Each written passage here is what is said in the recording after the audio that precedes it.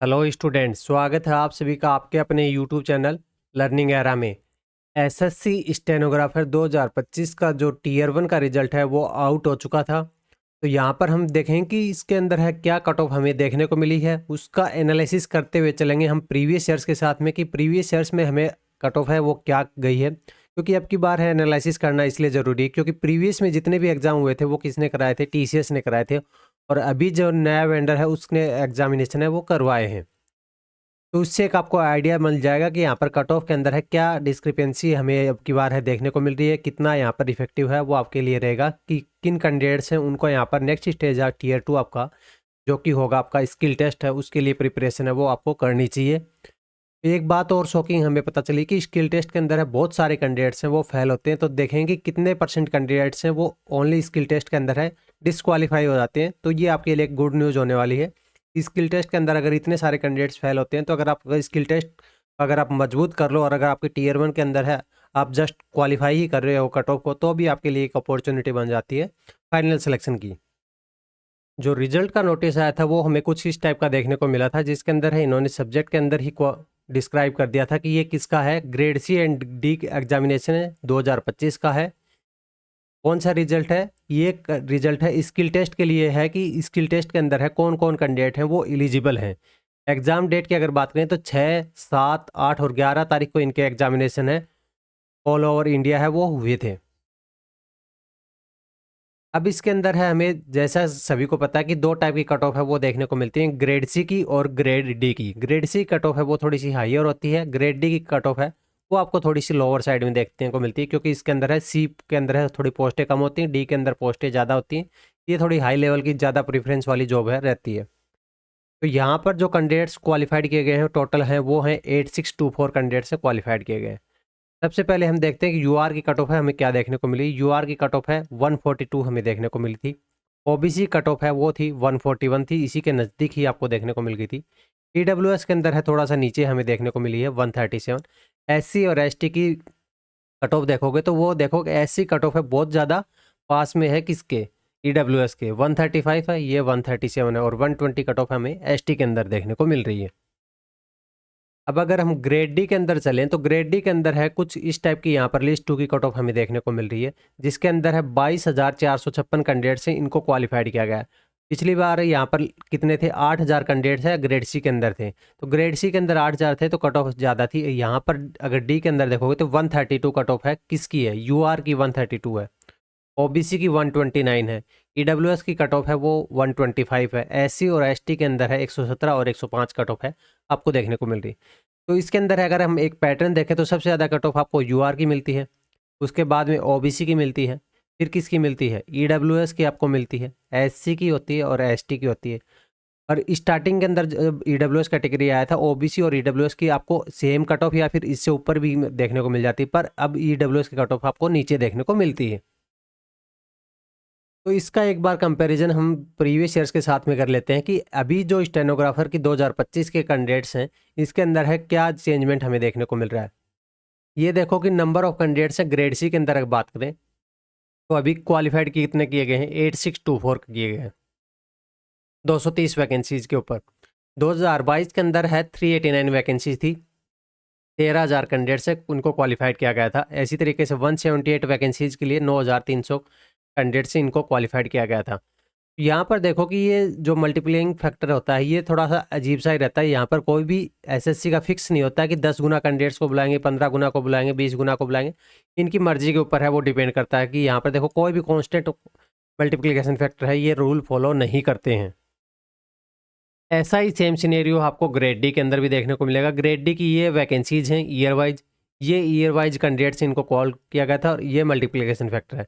जैसे अभी 25 का देखें तो 22,456 कैंडिडेट्स हैं 1,360 वैकेंसीज के लिए। 2024 में 1,831 वैकेंसीज के लिए 26,000 को क्वालिफाई किया गया था, 18,000 को किया गया था 1,145 वैकेंसीज के लिए। तो यहाँ पर आप देख पा रहे हो कि साफ है कोई भी मल्टीप्लिकेशन फैक्टर है वो इनका यहाँ पर फिक्स नहीं होता है। हाँ, पर ऑनर एवरेज आप थोड़ा सा रेफरेंस के लिए मान सकते हैं कि हाँ इसी के आसपास ही देखने को मिल रहा है जैसा हमें प्रीवियस ईयर्स में देखने को मिला था। यहाँ पर कोई भी ज़्यादा डिस्टर्बिंग फैक्टर है वो हमें कंसिडर नहीं हो रहा है यहाँ पर। अब एक बार अगर हम ओवरऑल की बात करें तो ओवरऑल वैकेंसीज हैं वो 1590 वैकेंसीज के लिए 31,000 कैंडिडेट से इनको क्वालिफाइड किया गया। वैसे तो ये 31,000 कैंडिडेट हैं, टोटल नहीं होंगे, क्योंकि इसके अंदर हमने ग्रेड सी प्लस में डी है, दोनों के कैंडिडेट्स इनको जोड़ दिया। भाई कई कैंडिडेट्स हैं वो दोनों के अंदर भी क्वालिफाइड होते हैं, तो यहाँ पर डुप्लीकेट भी होते हैं, तो एट मैक्स मान लेते हैं इतना, वो एक्चुअल में तो इससे नीचे ही होते हैं। तो अगर सभी ईयर्स का ऐसे ही निकालें तो भी आप देख पा रहे हो कि इसके अंदर भी कोई मल्टीप्लिकेशन फैक्टर आपको कांस्टेंट है नहीं देखने को मिल रहा। बस 15, 17, 18, 19 मतलब इसी के आसपास ही आपको देखने को मिलता है। वैसा ही सिनेरियो आपकी बार भी हमें देखने को मिल रहा है, कोई ज़्यादा डिस्टर्बिंग फैक्टर है कोई इस साइड से नहीं है।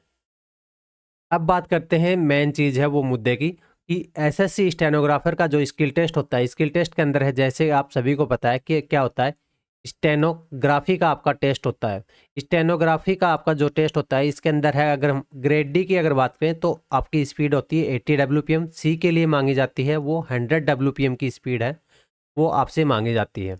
तो इतनी स्पीड मांगी जाती है, तो कैंडिडेट्स है इतनी स्पीड को यहाँ पर परफॉर्म नहीं कर सकते इतनी की प्रैक्टिस के साथ में, क्योंकि इसके अंदर आपको ये मान लो कि 10 से 20% का मार्जिन है पॉजिटिव साइड में, प्लस साइड में आपको लेके चलना पड़ेगा, क्योंकि एग्जाम के एटमॉस्फेयर की डिस्टर्बेंस की वजह से आपकी स्पीड है वो डिक्रीज होती है। हर एक कैंडिडेट की डिक्रीज होती है, किसी एक कैंडिडेट के साथ में ये प्रॉब्लम नहीं होती, हर कैंडिडेट के साथ में ये प्रॉब्लम होती है।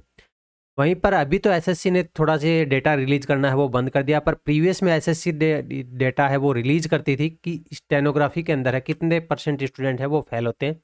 अगर उन सभी का अगर हम ऑनर एवरेज देखें या फिर दूसरे जो स्टेनोग्राफी के एग्जाम्स होते हैं उनका एवरेज देखें, तो यूआर के अंदर है अप्रोक्सीमेट 70% स्टूडेंट्स हैं वो क्या हो जाते हैं, फेल हो जाते हैं, या फिर कहें कि अब्सेंट रहते हैं। तो एक फेल हो जाता है या फिर एब्सेंट हो जाता है, तो दोनों बात के अंदर ही आपका यहाँ पर फायदा है। एब्सेंट भी ज़्यादातर कैंडिडेट है कौन रहते हैं, जिनकी प्रिपरेशन नहीं होती है, वो ही कैंडिडेट है ज़्यादातर एब्सेंट होते हैं कि मेरे को यहाँ से नहीं देना है एग्ज़ाम, क्योंकि मेरा है क्वालिफाई होगा ही नहीं। ईडब्ल्यूएस के अंदर भी अप्रोक्सीमेट 70% स्टूडेंट्स है, ईडब्ल्यूएस ओबीसी और इनके अंदर है फेल हो जाते हैं। एससी और एसटी के अंदर है ये जो डेटा आपको थोड़ा सा और ज़्यादा हायर साइड में देखने को मिलता है, 80 to 85% स्टूडेंट्स है यहाँ पर स्टेनोग्राफी के अंदर है वो फेल हो जाते हैं, क्योंकि इसके अंदर है आपको दो चीज़ें वो मेंटेन करके चलनी पड़ती हैं। एक तो आपको स्पीड, दूसरी साथ में आपको एक्यूरेसी है वो भी आपको मेंटेन है वो करके चलनी पड़ती है। कैंडिडेट्स की यहाँ पर सबसे बड़ी प्रॉब्लम यही आती है, ये मेंटेन करके चलनी पड़ती है। एग्जाम प्रेशर के अंदर आपकी स्पीड गिरती है तो उसको भी आपको एडजस्ट है वो करना पड़ेगा, क्योंकि पहले से आपको 10 से 15% स्पीड है वो आपको इंक्रीज है करनी पड़ेगी। एक्चुअल है यहाँ पर एग्जाम के अंदर है, जब भी डिक्टेशन आपकी बोली जाती है तो उसके अंदर है कुछ फ्लक्चुएशंस है वो आपको देखने को मिलते हैं स्पीड के अंदर, तो इसलिए आपकी स्पीड है वो हायर साइड में ही होनी चाहिए जितनी यहाँ पर रिक्वायरमेंट होती है। अब कैंडिडेट्स को यहाँ पर सबसे ज़्यादा प्रॉब्लम आती है प्रैक्टिस के अंदर। प्रैक्टिस के अंदर की यहाँ पर डिक्टेशन से कैंडिडेट से सुन लेते हैं, उनकी शॉर्ट एंड नोट डाउन कर लेते हैं, फिर उसको ट्रांसक्राइब करने की फैसिलिटी है वो कैंडिडेट्स को नहीं मिलती है, या फिर जैसे अपने नोटपैड के अंदर है वो लिखते हैं, लिखने के बाद में नोटपैड के अंदर ये होता है कि उसको आपको मैनुअली फिर चेकिंग करना पड़ता है, ये 1 इरर, 2 इरर, 3 इरर या आधा इरर, मतलब इस टाइप से आपका इरर काउंटिंग है वो मैनुअली करनी पड़ती है। उससे ना तो आपकी स्पीड कैलकुलेशन है आपको हो सकती है, इरर एनालिसिस है उसके अंदर भी आपको जो बहुत ज़्यादा टाइम का आपका कंजप्शन हो जाता है। तो इसी प्रॉब्लम को सोल्व करने के लिए हमने यहाँ पर आपको एक वेबसाइट का लिंक है हमारी का नीचे दिया गया है। जैसे आप उस वेबसाइट के ऊपर जाओगे तो उसके अंदर है सबसे पहले तो आपको अपनी लैंग्वेज है वो सेलेक्ट करनी है कि आप इंग्लिश के अंदर शॉर्ट हैंड करोगे या फिर हिंदी के अंदर करोगे। तो क्योंकि हमने यहाँ पर सभी बुक्स की डिक्टेशन से आपको अवेलेबल करा दी है। इंग्लिश के अंदर है जैसे कैलाश चंद्रा के सारे वॉल्यूम्स है, लीगल डिक्टेशन है वो आपको देखने को मिलेंगी, प्रीवियस ईयर्स डिक्टेशन है, करंट अफेयर्स हैं, प्रोग्रेसिव है, रामधारी के खंड 1 और 2 हैं, रामधारी के दोनों वॉल्यूम्स को कंबाइन करके भी डाल दिया गया है, आनंद पत्रिका है, एडिटोरियल्स की डिक्टेशन है, ये सारी आपको देखने को मिलेंगी। आपको कुछ इस टाइप से डिक्टेशंस का ओवरव्यू है वो देखने को मिलेगा, प्ले का बटन रहेगा। स्पीड है यहाँ पर डिफ़ॉल्ट है 90 है, पर ये नहीं कि आपको 90 पे ही सेट करना है, आप यहाँ पर 50 से लेके 170 WPM तक की स्पीड है अपनी सुविधा के अनुसार है यहाँ से एडजस्ट कर पाओगे। इसको प्ले पॉज करके वॉल्यूम के बटन्स वगैरह हैं वो आपको फुली फंक्शनल आपको दिया गया है। जैसे ही आप शॉर्ट हैंड को अपने नोट डाउन कर लो, नोटबुक में लिख लो, थोड़ा सा उसको रीडिंग मार लो, उसके बाद में आपको क्या है कि ट्रांसक्रिप्शन की फैसिलिटी है वो भी दी गई है। ट्रांसक्रिप्शन की फैसिलिटी ये है कि जिसके अंदर जो ट्रांसक्राइब का बॉक्स दिया गया है उसके अंदर आप लिखोगे, बाद में फिर सबमिट फॉर एनालिसिस करोगे तो आपको जो एरर की काउंटिंग होती है वो मैनुअली नहीं करनी पड़ेगी, इंस्टेंटली आपको यहाँ पर सॉफ्टवेयर के थ्रू है देखने को मिल जाएगी। वो कुछ इस टाइप से होगी कि जैसे आपको यहाँ पर स्पीड देखने को मिल जाएगी, एक्यूरेसी हो जाएगी, प्रोग्रेस हो जाएगी, एरर का एनालिसिस आपको देखने को मिल जाएगा, कौन से टाइप के एरर हैं आपने यहाँ पर किए हैं, आपने क्या पैसेज है वो टाइप किया है, क्या ओरिजिनल था, इसने टाइप पैसेज के अंदर भी देखो कलर कोडिंग है वो यहाँ पर इंप्लीमेंट कर दी गई कि यहाँ पर जो आपने रॉन्ग टाइप किए हैं वो आपको अलग से हाईलाइट होते हुए देखने को मिल जाएंगे। ये सारी बुक्स की डिक्टेशन से आपको एक ही कोर्स के अंदर है देखने को मिल जाएंगी। स्पीड है एडजस्ट कर पाओगे, सभी डिक्टेशन से अनलॉक्ड हो जाएंगी, हर एक डिक्टेशन को अनलिमिटेड नंबर ऑफ टाइम्स है वो अटैम्प्ट कर पाओगे। एक्चुअल एग्जाम इंटरफेस से आपको देखने को मिलेगा ताकि आपको कोई भी यहाँ पर परेशानी नहीं हो जब आपका एक्चुअल एग्जामिनेशन हो। इंस्टेंट रिजल्ट एनालिसिस है वो आपको देखने को मिल जाएगा।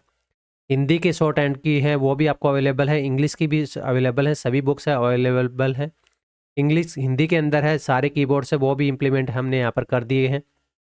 लिंक आपको डिस्क्रिप्शन के अंदर है, डेमो को अभी जाके यहाँ पर टेस्ट एंड ट्राई कर सकते हैं। अगर फिर भी आपको कोई प्रॉब्लम आती है तो ये जो हमारा व्हाट्सअप नंबर है इसके ऊपर है, आप मैसेज कर सकते हैं। साथ में इसके अंदर है, कोर्स के अंदर है, आपको जैसे डिक्टेशंस है ये देखने को मिलती है, ट्रांसक्रिप्शन की फैसिलिटी, रिजल्ट की फैसिलिटी।